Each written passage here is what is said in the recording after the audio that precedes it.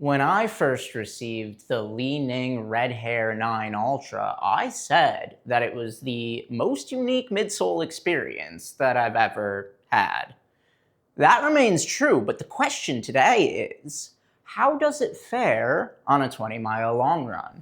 It's every runner's dream to go into their Sunday long run on 2 fresh inches of snow, perhaps even 3. I couldn't have asked for more on this beautiful Sunday morning. And there's no end in sight either. It is going to be like this for the foreseeable future, probably into July, maybe even into December of next year. And then forever, snow, 100 years, snow, just for non-stop snow, snow, snow.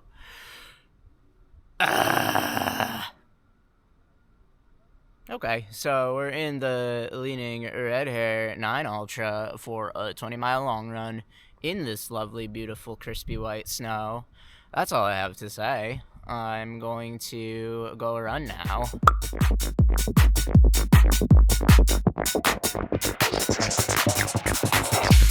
You want better? Super boom pasta. Who's the running master?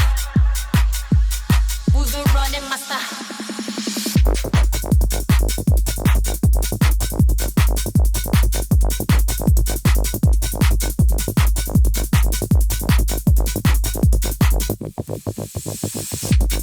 The snow is very unevenly distributed, so you have these relatively clear patches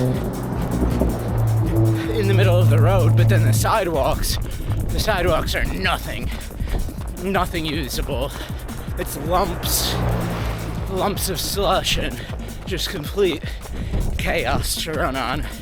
But even some of the roads aren't perfect for running, so I've not been having a great time so far.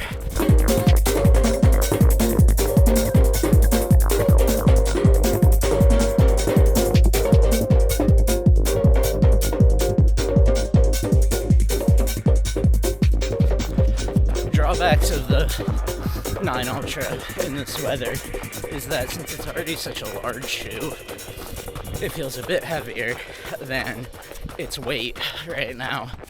I will say the ground control unit, which is a pretty cool name for an outsole, is very good. Like, conditions to performance ratio, this is way outperforming the conditions. Like the Adios Pro 4 is way underperforming the conditions. I would say the Deviate Nitro Elite 4 is mildly outperforming the conditions. A minor outperformance. This is a pretty sizable outperformance for the conditions, but the size of the shoe runs contrary to that. It's a big shoe, so any of this stuff that I'm on right now, which you'll see, is just disgusting and impossible to navigate.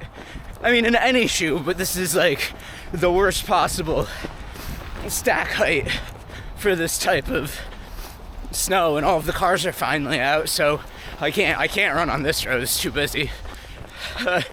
This is gonna be one of the slowest runs, one of the slowest 20-milers of my entire life, and it'll probably be good for me. I don't typically run my 20s at a very relaxed pace. I tend to strive for a little bit of pace in there, partially because only so many hours in the day, and partially because it's good to get like some speed worked into your long runs. But for today, I'd rather play it safe, not twist any ankles. I'm way more concerned about twisting an ankle in this than I would be in falling down.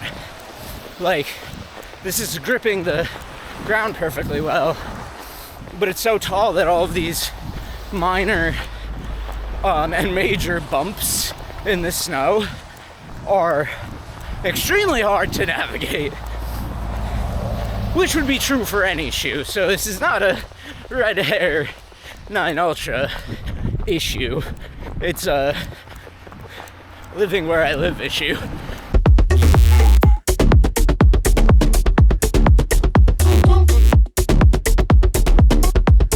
Super boom boom boom, super boom boom blast, dance, bitchy bum, shiki bum, shiki bum bum, super boom boom blast, dance, shiki bum bum boom, more than threat, super boom boom blast, dance, bitchy bum, shiki bum, shiki bum bum, super boom boom blast, dance, shiki bum bum boom, more than threat.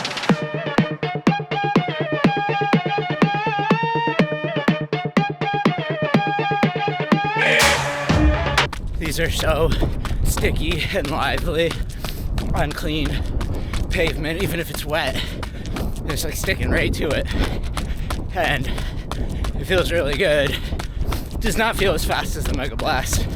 And they're just so different feeling that that's the tallest shoe besides this that I enjoy.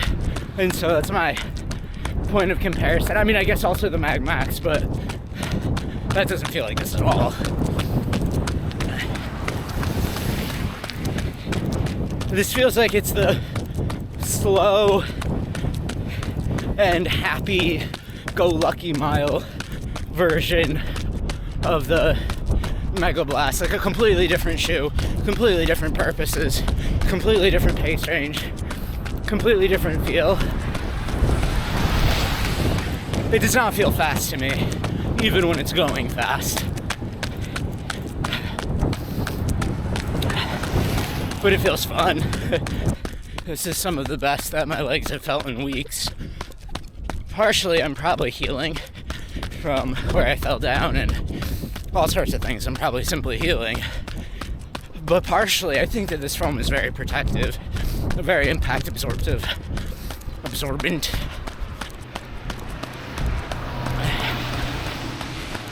And finally getting onto some clear roads that I have grip on.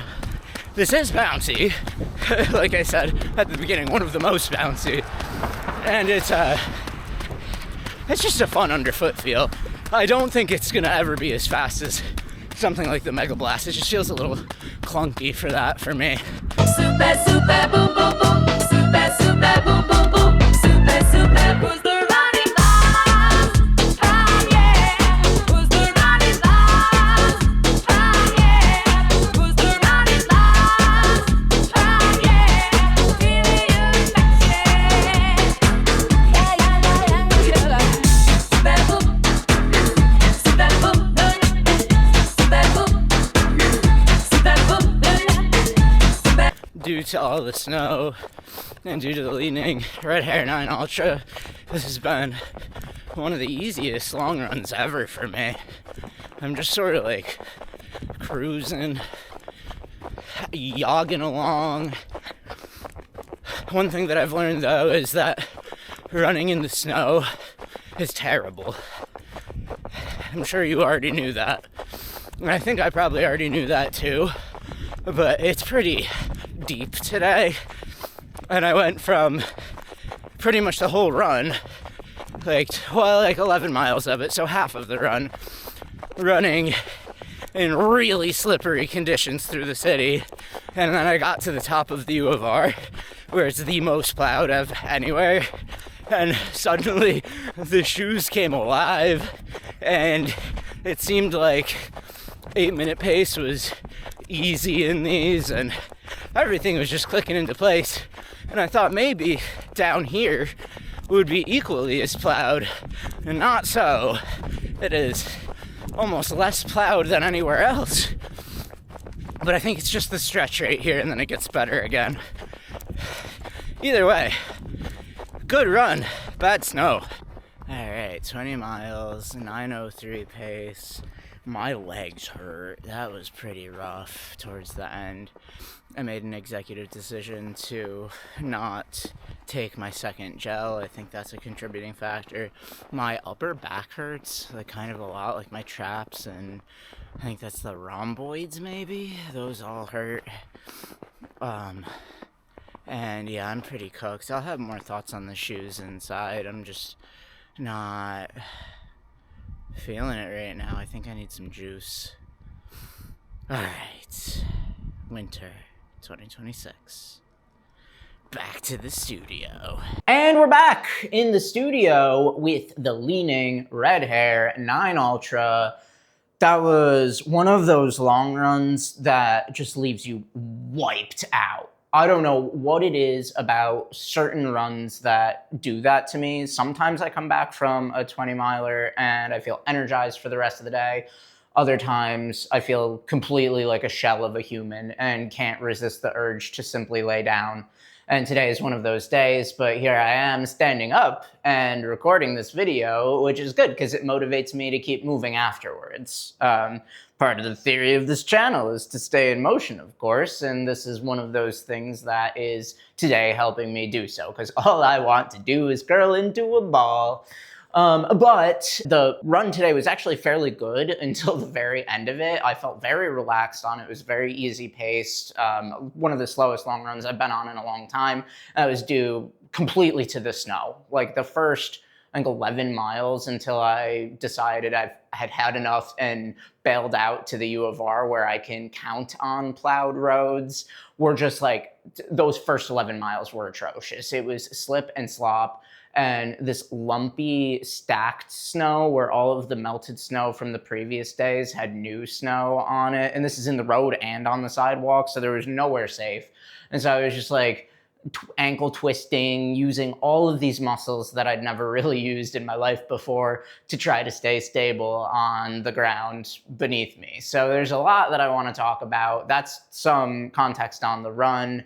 If you skip through the on the run segment, just know that it was very sloppy, even probably sloppier than it looked like, because I didn't record as much today as I normally would on runs as long as this one. So I want to talk to a few things about the Red Hair 9 Ultra, and the thing that I want to start with is that this was not a well-suited shoe for today's condition due to the height in the shoe. And what I mean by that is like all of the ankle twisty snow that I was just describing exacerbate the stack height in this. And it's pretty flat through the rear of the shoe and like gives a tippy instability if it does feel unstable at times. Like most of the time, if I'm on dry pavement, this is surprisingly stable. I'm not saying it's stable. It's like a overstacked triple layer of super foam, very squidgy shoe. But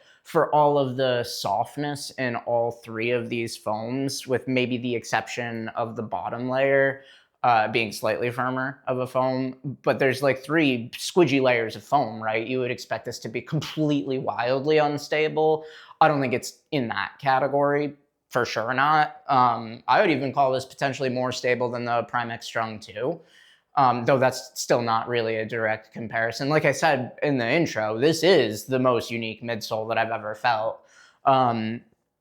Yeah, it just wasn't the right shoe for a long run in these conditions. I think this could still be a really good long run shoe, but it was really challenging to navigate those sidewalks where something, honestly, today, something lower stack and more nimble would have been significantly better. I'm talking not even 40. I'm saying like, I don't even know what I would pick.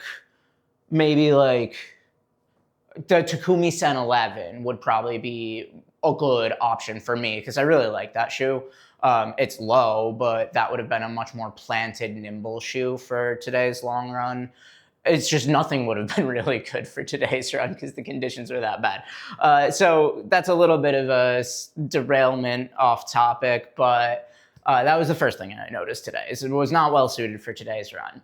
The second thing I noticed was how dynamic the midsole can be in different conditions. Because, you know, at the beginning of this run, I was talking about how I don't think that this is in the same pace range as something like the Mega Blast, that being a much, much faster shoe. Once I got onto clean roads and had traction again, like good traction again, that could be changed, an opinion that could be changed over time.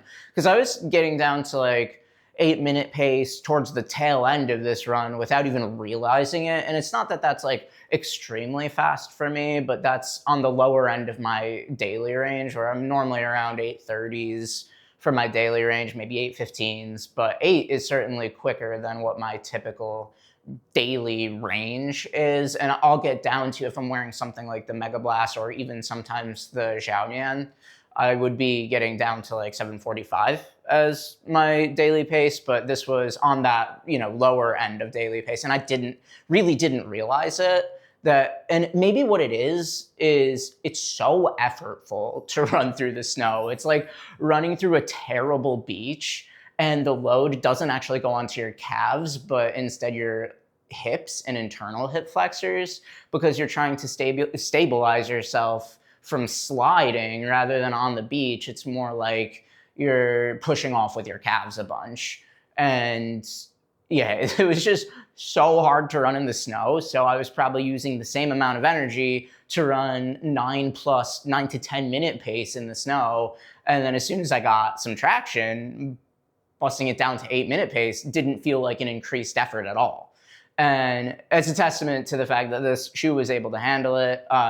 The most remarkable thing about this was the grip on the outsole. Like, there's not another shoe that I could have done this in today, besides maybe the Mag Max, that would have handled the conditions any better than the Red Hair. Like, this was top tier grip, is top tier grip. Super stoked about that. It's definitely a lot of little lugs that contribute to it.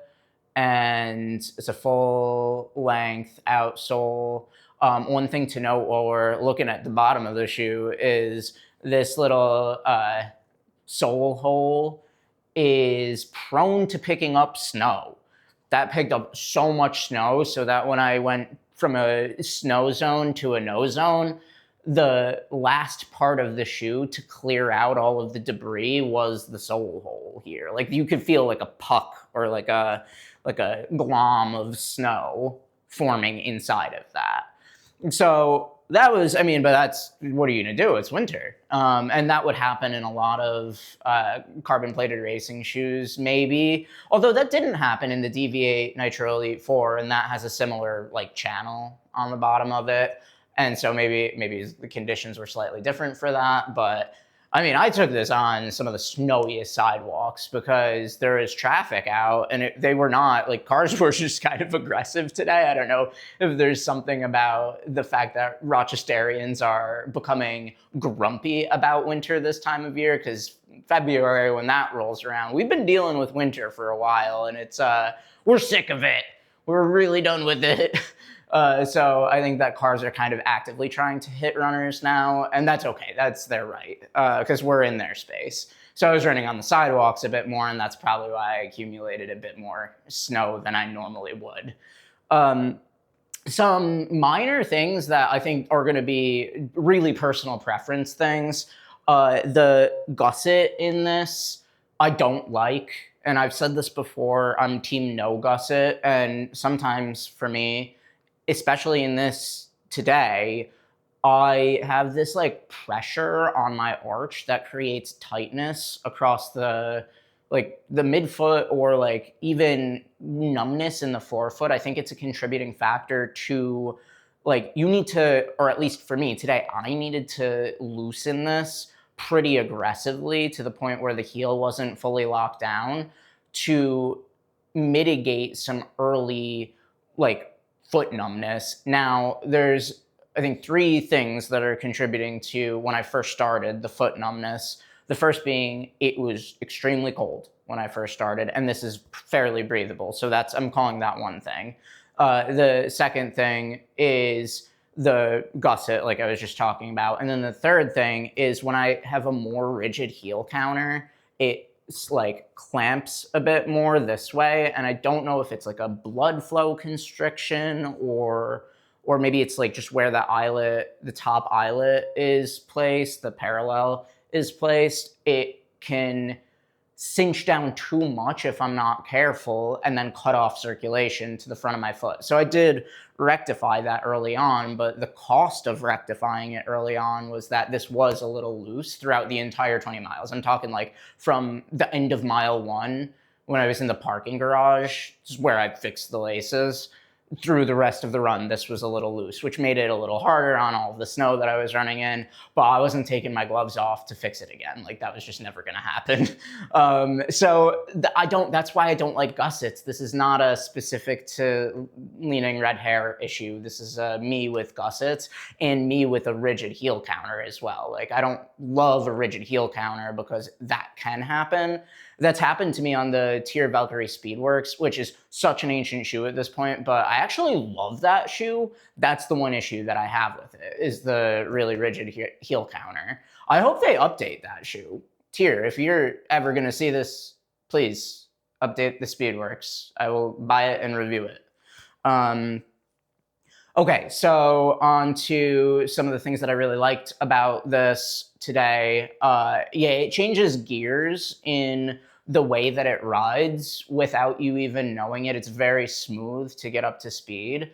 I don't think that this is as fast as the Mega Blast. I do plan to do a bit more of an in-depth comparison on the two of those shoes. They're not really similar feel-wise, but they're the most similar two shoes that I have in the super shoe or super trainer category.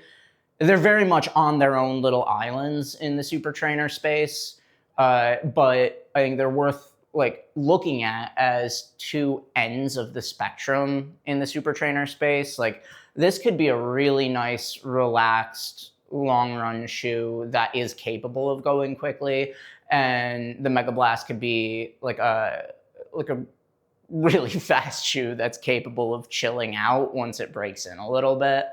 And they complement each other, but they're nothing like each other. Another thing that I think that I don't really love about the Red Hair 9 Ultra is the geometry. It's just a little like up and down. Like there's the tippy instability and the very sharp cutoff on either. When you're looking at the heel, it's just up and down. There's no rounding. There's not much of a heel bevel back here. There is one, but it's not much of one. It's very much chopped off, and chopped off. And yeah, the rocker is there in the front, but I'd almost wish for a little bit more rocker to get more of a floaty boaty sensation going, because it's not super floaty either. And I like a flatter shoe, but I like a flatter shoe when it's lower to the ground. Like I like flat shoes when you're intending to run super fast in them. This is never going to be a super fast shoe for me. I just have different and better options for going very quickly.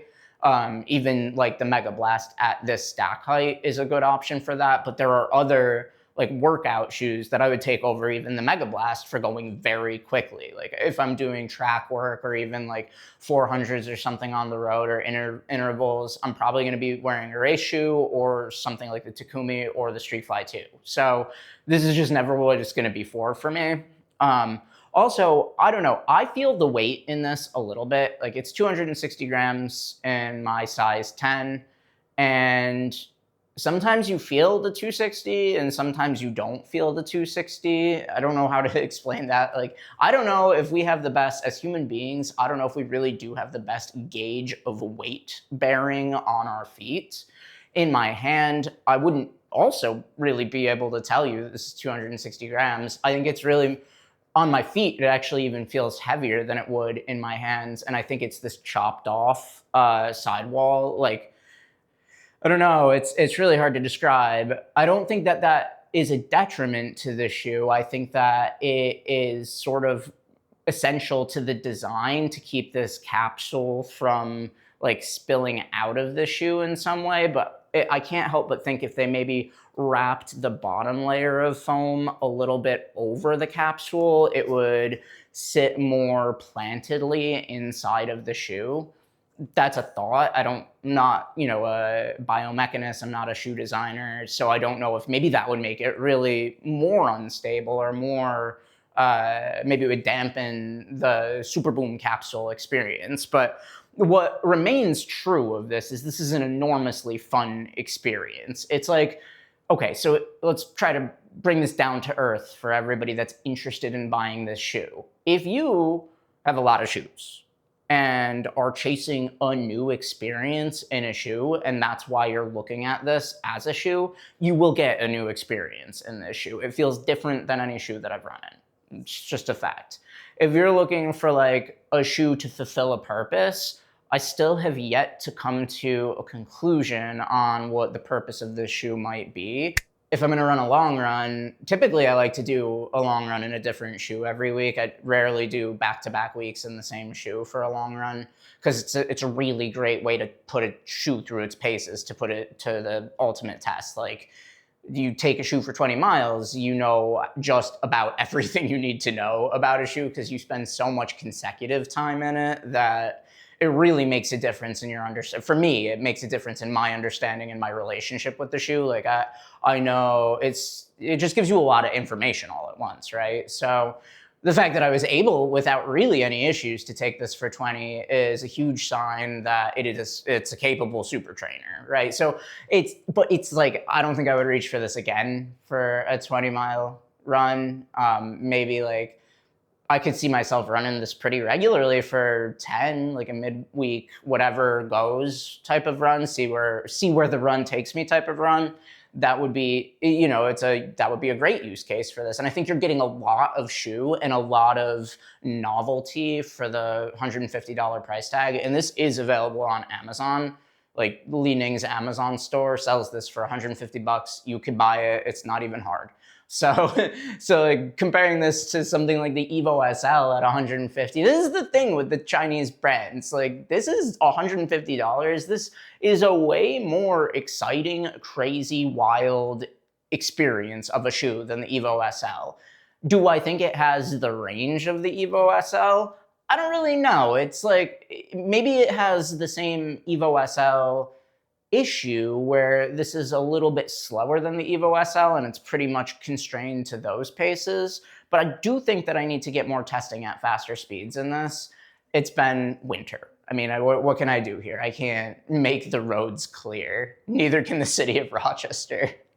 Yeah, there's just more testing required on it to see if there's more of a pace range. But so far, my experience has been that it has a pretty narrow pace range, are sitting around that, like, maybe 750 to 9 minutes is where this really feels comfortable and good for me, and that's where it seems to want to sit. But it's very dynamic through that pace range, and it shifts gears seamlessly throughout that pace range. I think the conclusion to wrap up this video for you all is, if you are seeking a new experience in a shoe that you haven't had before, this is a no-brainer.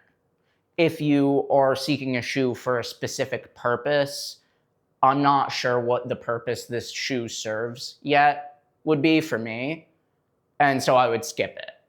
Those are my thoughts, ultimately. I know that sounds really harsh, and I know a lot of people could get down on a shoe if it's not like instantly the most hype thing on the planet that, you know, comes for everybody's market share and steals all their souls. Right, this is not, you know, it's not that hype, but it is that crazy of a new experience. So just go into if you do decide to purchase the shoe, go into it knowing that and set your expectations accordingly. That I don't think this is gonna excel at any one thing for anybody, but what it will excel at is giving you something new. Thank you all very much for your attention on the Li-Ning Red Hair 9 Ultra and its super booming technology. And as always, stay in motion.